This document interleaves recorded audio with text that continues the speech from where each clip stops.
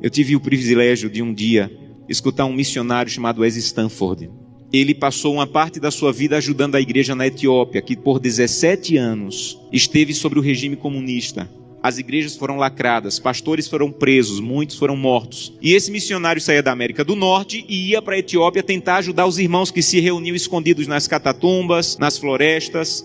E um dia ele foi na cidade de Sodo, uma cidade no sul da Etiópia, e conheceu um pastor chamado Tadessa Asai. Um homem de Deus que tinha uma especialidade. A especialidade do pastor Tadessa era pregar nos funerais. Onde tinha um funeral, o pastor ia. Então, quando a polícia sabia onde tinha funeral, ia lá porque o pastor estava pregando, pegava o pastor, prendia o pastor, espancava o pastor, soltava o pastor e ele voltava a pregar. E um dia a polícia ficou com tanta raiva que disse assim: nós não vamos mais soltar o pastor Tadessa, ele vai ficar preso agora. E ele pensou: já que eu vou ficar preso, vou pregar na prisão. E levou 22 a Jesus Cristo dentro da prisão. E a polícia disse: não vamos mais soltar o pastor Tadessa, nem vamos mais deixar ele preso, nós vamos matar o pastor Tadessa eletrocutado, para servir de testemunho para que ninguém mais queira seguir Jesus. E anunciaram na cidade: amanhã, às 9 horas da manhã, o pastor Tadessa vai morrer eletrocutado. Mas eles não tinham cadeira elétrica. E eles chamaram as pessoas para o centro da cidade, para a praça da cidade, pegaram os fios desencapados, amarraram o pastor Tadessa, uma multidão veio assistir, deram 1 minuto para o pastor Tadessa orar, começaram um discurso contra o cristianismo, puxaram a chave para a corrente elétrica passar e matar o pastor. Houve uma explosão, fumaça e faísca para todo lado, a corrente elétrica não chegou e o pastor não morreu. Desamarraram o pastor e disseram: vão para casa, um eletricista vai consertar a gambiarra e amanhã nessa mesma hora o pastor Tadessa morre. E o pastor Tadessa pensou: já que eu vou morrer amanhã, vou passar a noite em oração. E voltou para a cadeia e passou a noite em oração. No outro dia, a mesma coisa.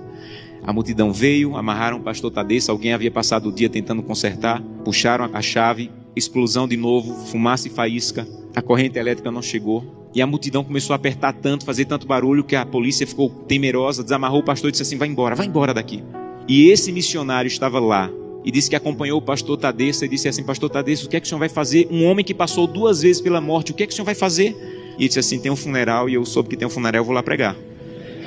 E ele disse assim: pastor Tadessa, eu represento milhares de cristãos na América e nós estamos orando muito por vocês.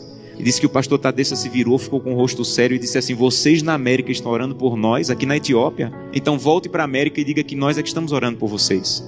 E ele falou: mas por que vocês estão orando por nós se vocês é que estão sendo perseguidos, pastor?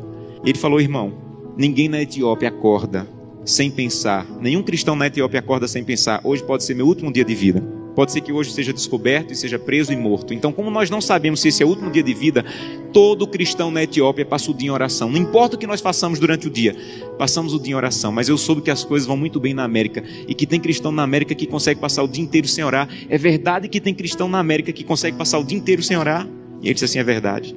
Ele falou: você sabe que é proibido se reunir, mas nós precisamos tanto do corpo de Cristo que mesmo sendo proibido, nós nos encontramos escondidos à noite, no escuro, na floresta, nos cemitérios, porque nós precisamos do corpo de Cristo. Mas eu soube que vocês têm igreja na América em todas as esquinas e vocês podem entrar na igreja a hora que quiserem, que a polícia não vai entrar para espancar vocês.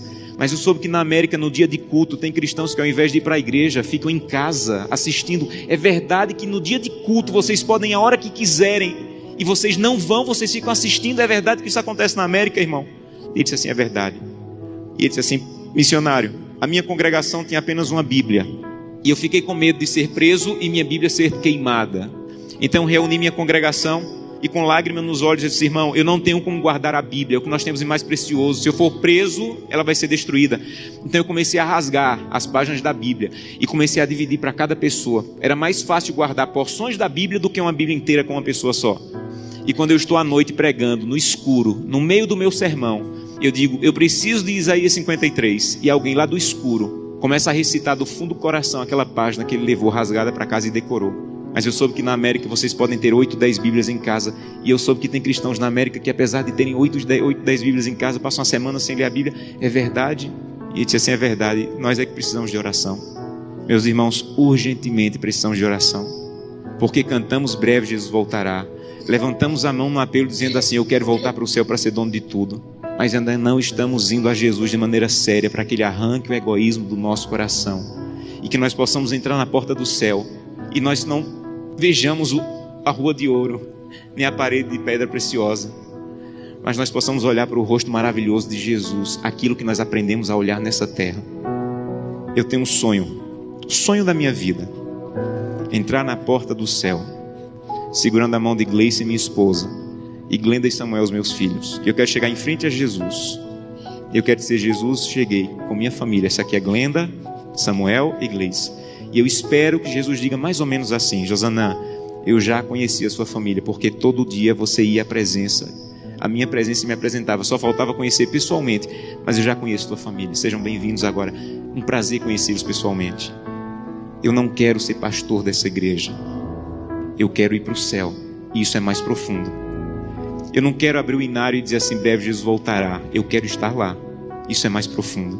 Por isso eu preciso fazer com que o que eu como, o que eu vejo, o que eu acesso, o que eu ouço, a maneira como eu uso o meu dinheiro esteja de acordo com a vontade de Deus. Porque os que serão salvos não amam a própria vida.